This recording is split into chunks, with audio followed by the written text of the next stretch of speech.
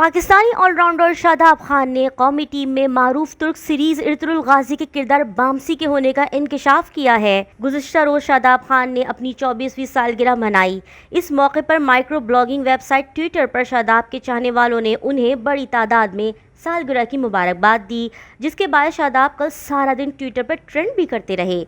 इसी तनाजुर में कौमी क्रिकेट टीम के साबिक और मौजूदा क्रिकेटर्स ने भी शादाब के लिए खुसूसी पैगामात शेयर किए। ऑलराउंडर मोहम्मद नवाज ने शादाब अपनी और हारिस रऊफ की तस्वीर शेयर करते हुए क्रिकेटर को सालगिरह की मुबारकबाद दी, जिस पर शादाब खान ने बड़ा ही दिलचस्प तबसरा किया। शादाब ने कहा, चीफ बामसी को तस्वीर से निकाल देना था।